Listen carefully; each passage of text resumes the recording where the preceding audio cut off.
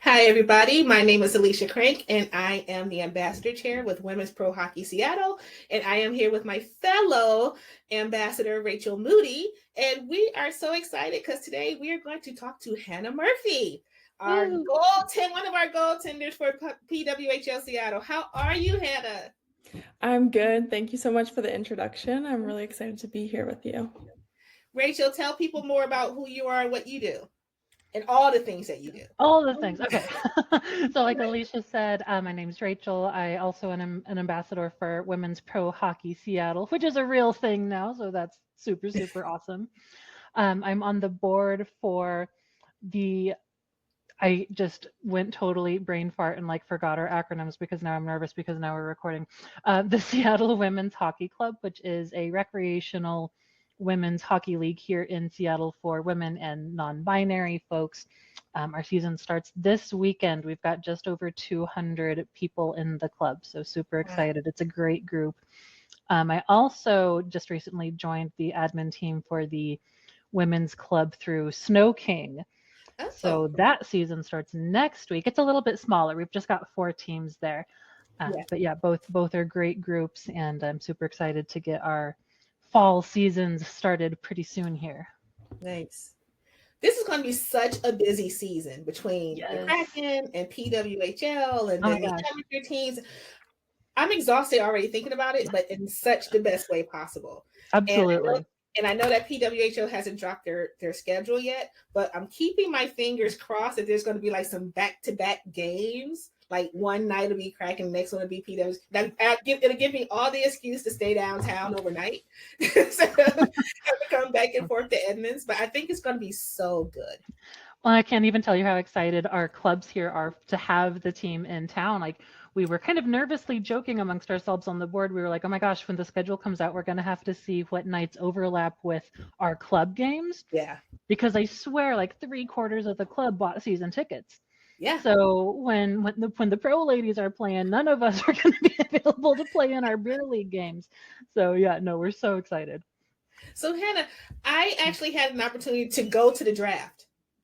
So that was Yes. fun. I had, had my gear on, and I was like, I'm going to be the official fan for PWHL Seattle when I was there.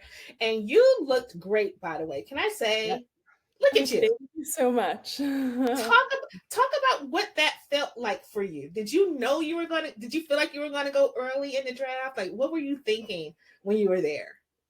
Yeah, I really had no idea of what kind of team I would go to. I actually didn't talk to Seattle, any of the staff beforehand. So Oh, being drafted by Seattle was a complete shock.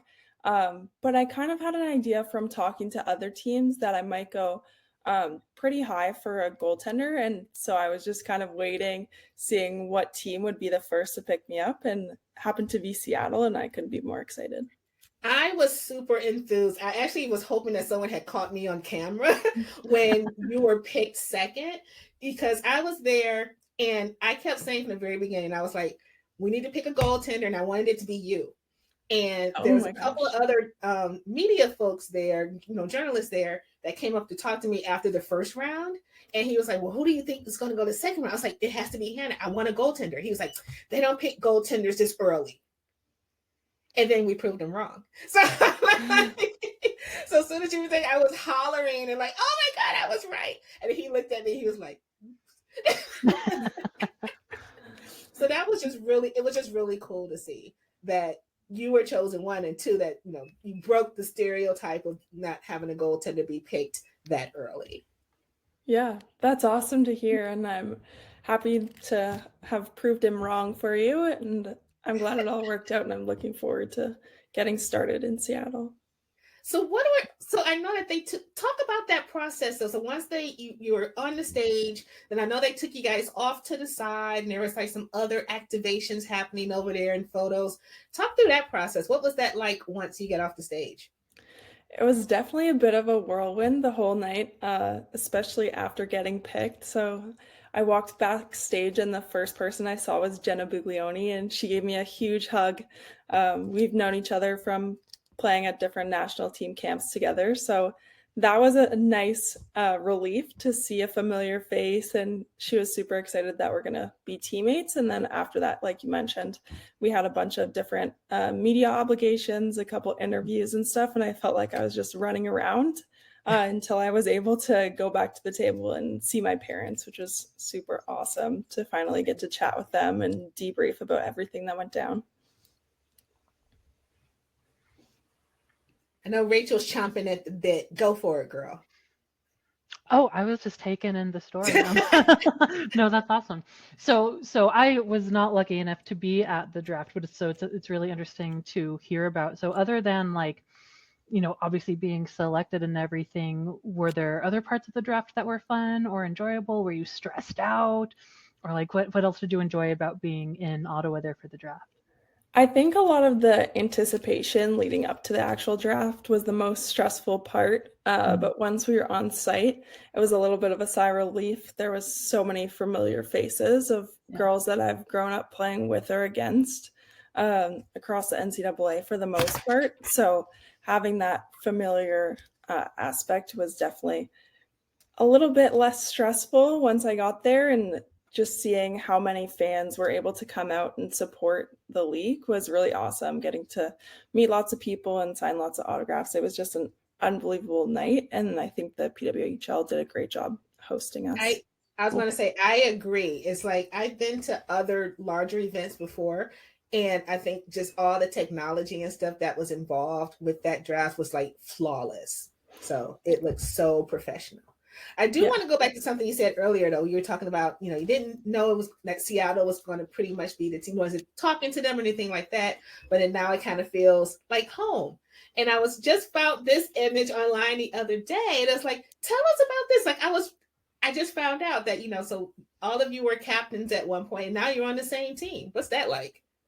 Yeah, it's super exciting to be reunited with some fellow Colgate alums. I actually never had the chance to play with Jessie. She graduated before me, so looking forward to playing with her. She's someone that we kind of grew up in the same area, so I've been able to make a connection there and know her quite well. And she's just an awesome player in person. And then being reunited with Danny again, who I was able to play with for 3 years while I was at Colgate. I'm excited to be back with them and looking forward to the year.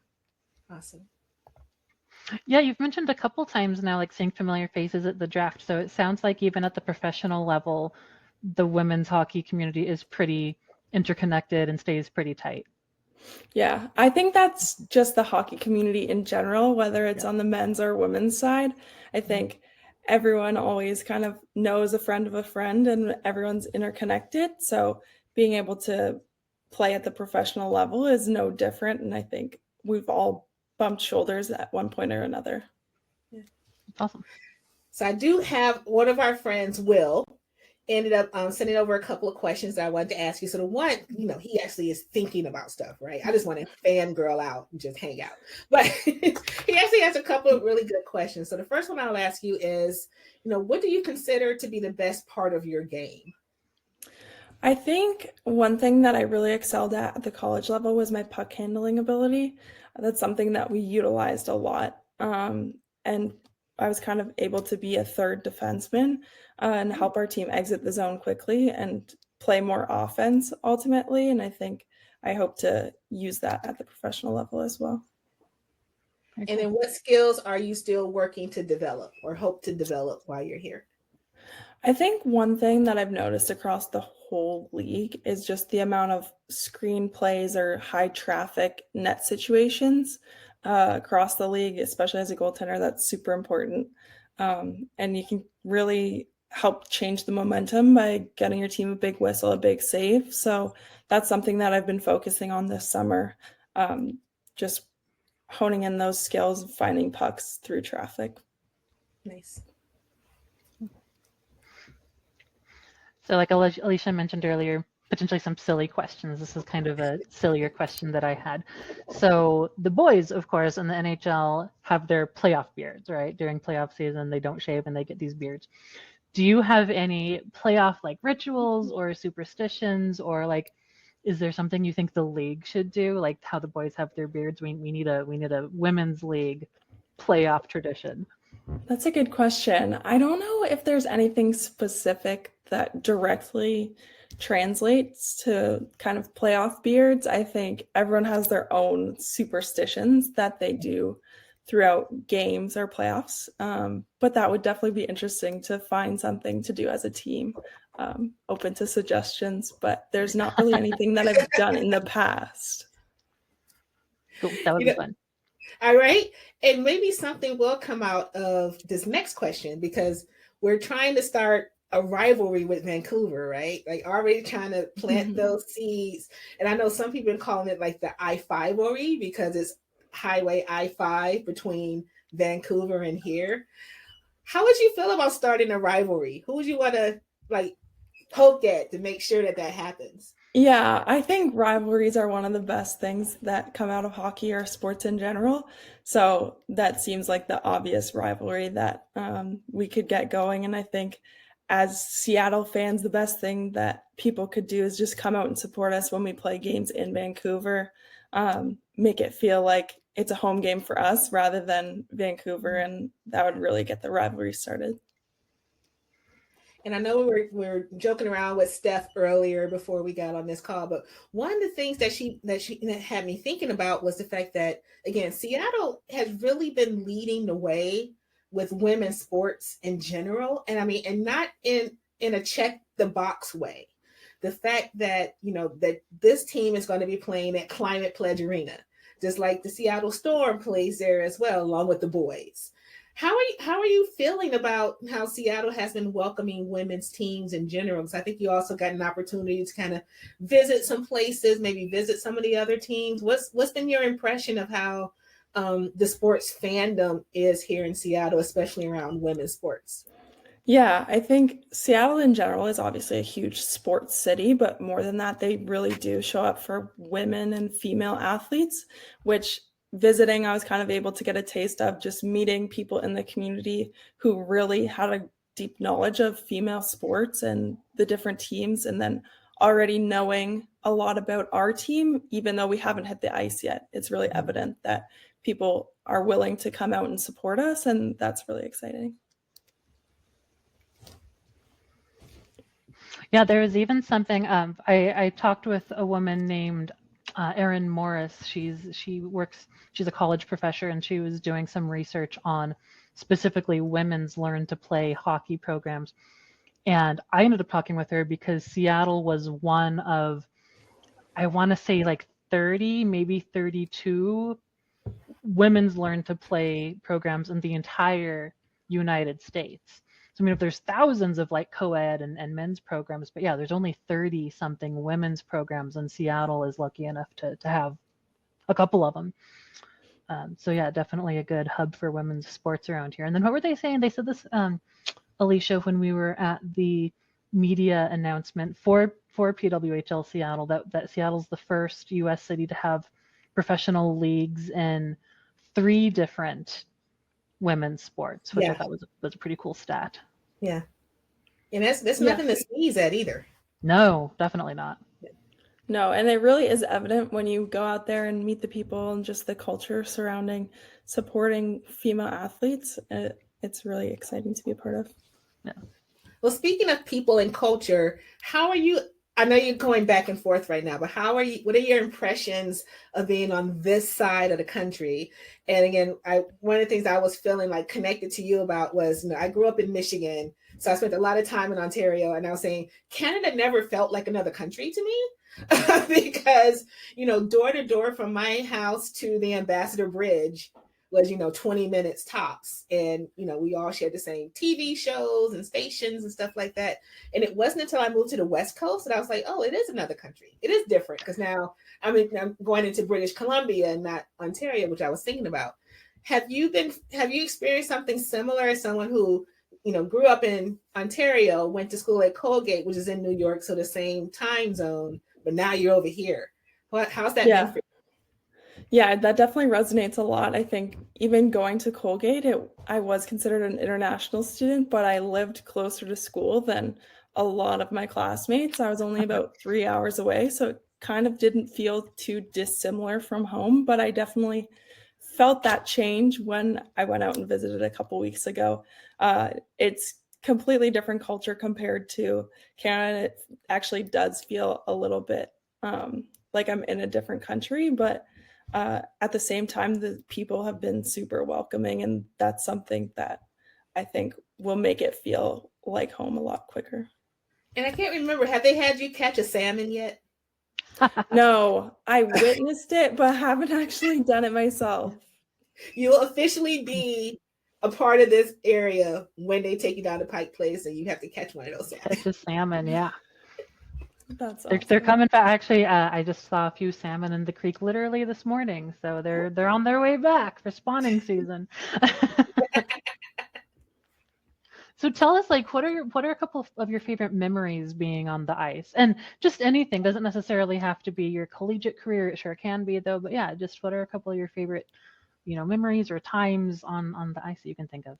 Yeah, I think one of my most fond early memories was the first bus trip my team did on my youth hockey team. We went down to Lake Placid to play in a tournament, and everyone was so excited to be able to take a bus and hang out the whole time that we were driving down, which is really funny to look back on after 4 years of college and kind of taking that for granted as something that maybe we weren't exactly looking forward to on longer travel days. But it really reminds me like how lucky I am to continue to play, and brings a lot of the excitement back into playing. Nice.